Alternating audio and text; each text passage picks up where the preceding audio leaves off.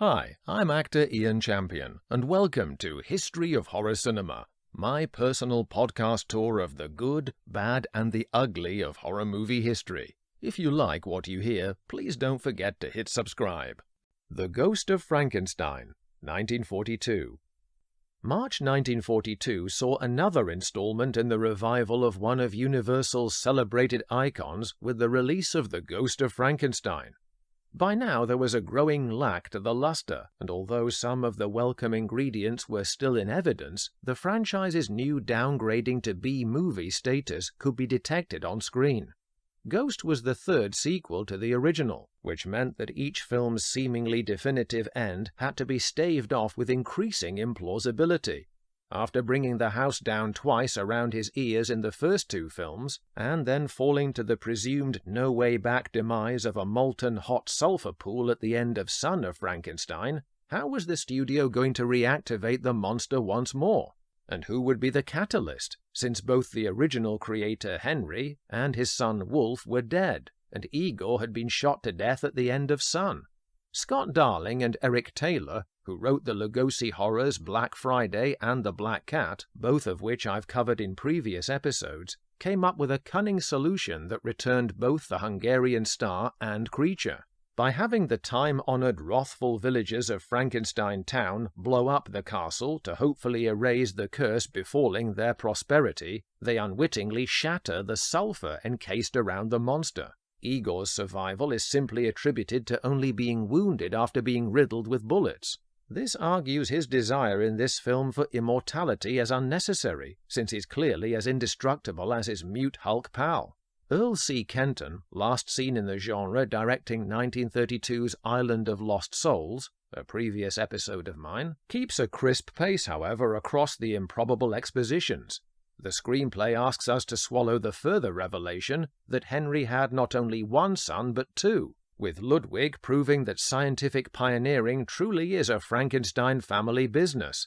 In the role is Sir Cedric Hardwicke, who continued to balance his illustrious stage career with film roles, including Universal horror, that benefited from his grave solemnity. The only wrinkle in his choice for me is that his persona carries the feeling of the family curse weighing on him from the start, though you could fancifully justify this as a shared genetic tendency for the morbid, if you like. Supporting Hardwicke in the operating theatre, as Ludwig's actual mentor, is Lionel Atwill's Dr. Boehmer.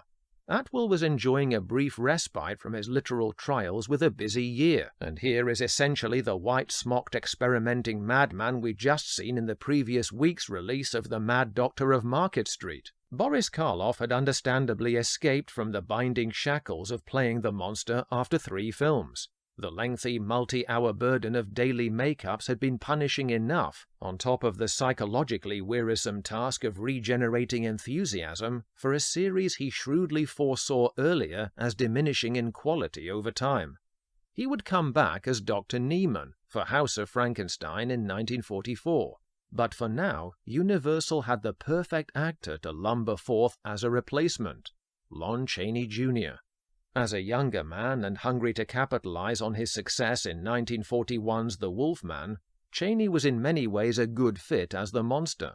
Though he lacked Karloff's expressive range, one plus point he had over the urbane, svelte Englishman was a larger, more imposing real physicality that wouldn't need quite so much bulking out.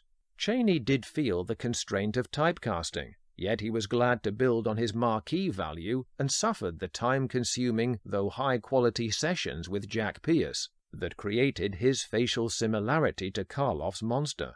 Some continuity was kept for his creation in that he was prevented from speaking till the climax, as we shall see. The downside is that the writers fashioned a screenplay that also constricts the monster's physical intimidation somewhat.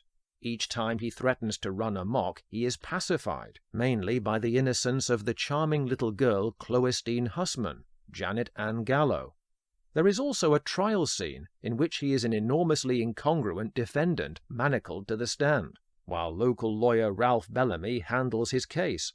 On that point, Bellamy is as usual a class addition to a cast who embodies wholesome decency and a little romance with Evelyn Ankers as Ludwig's daughter Elsa. yet he is also a slightly awkward standout of modernity against the quaint Ruritanian setting of these movies. Nevertheless, there is plenty to enjoy in Ghost. Lugosi is in many ways still the heart of the sequels he appears in as Igor, and has lost none of his poignancy. His eyes shine out from his bearded, crook-necked head, alternating between sinister delight at his secret machinations to be brain-swapped with the monster and a hurt vulnerability. It is no wonder he cleaves so close to the creature. They are soul brothers of misunderstood victimhood. Although Igor has a past grave robber conviction, like the monster, he has been abused instead of redeemed into a survivalism bordering on evil. Ludwig has enough moral fiber, like his brother Wolf, to initially shun his devilish inheritance, until the Hamlet-like spectre of their father haunts him, here played again by Hardwicke with a sleeker, bespectacled look. But this is more a temptation to the dark side than an exhortation to avenge it in his family. The floating ghost of Henry persuades him that instead of dissecting their ghoulish offspring, he can correct the previous errors. What if I had another brain? Fans of the series will already recognize this familial sales tactic, the inexorable call of his bloodline as much as his scientific curiosity, one that Mel Brooks and Gene Wilder recognized so beautifully in their spoof Young Frankenstein. Feverishly, he dusts off Dad's diabolical diary and sets to work involving the delighted Boehmer in what will be the world's first human brain transplant. He intends to use the brain of his assistant Kettering, Barton Yarborough, who was a fine, upstanding soul, until rendered horizontal by the berserk rage of the monster. Igor, of course, campaigns to provide the donor brain instead as a poetic way to be fully reunited with his friend, in a secretly coveted immortality, and be freed from his damaged body. Ludwig at least has enough virtue and judgment of Igor's motives to nix such a risky operation. You think I'd put your sly and sinister brain into a giant? Boehmer has no such qualms, and in a bid for his own longevity of reputation, cracks open Igor's cranium, unbeknownst to Ludwig. Climactically, there is the traditional vigilante march on Ludwig's chateau by the torch-wielding mob. Bellamy then rides in on horseback, virtually heading them off at the pass Western style in another odd burst of incongruity. He beseeches the baying crowd's patience long enough to go in and investigate. "I need you to be frank," he warns Dr. Frank. Ludwig assures him that the monster is a new house-trained version powered by Kettering grey matter. To his horror, what comes out of the creature's mouth is not the reasonable tone of his employee, but the triumphant rasp of Lugosi's voice dubbed over Chaney. "You are Dr. Frankenstein." It is a ludicrous yet great moment, with enough shock value to earn Ghost its place in the franchise. For what it's worth to Ludwig's conscience, the creature's body swap is short-lived, and Boehmer's trickery results in an ironic payback. On discovering he is blind, due to being a non-matched blood type, the monster hurls him against the control board, frying Boehmer to death upon the same energy source that rejuvenates him. Once again, the chateau, as the film's House of Horrors, is consumed in flames. Our last glimpse of Chaney sees him crushed under a falling rafter in flames. The dawn reunites Bellamy and Anchors. However, we know the sun hasn't yet gone down on Universal's Frankenstein progeny. Though this would be the last standalone vehicle for the monster, future sequels would team up the icons with increasing desperation. There would be some miles left to go before he would sleep. Thanks for listening. If you like what you hear, please don't forget to hit subscribe.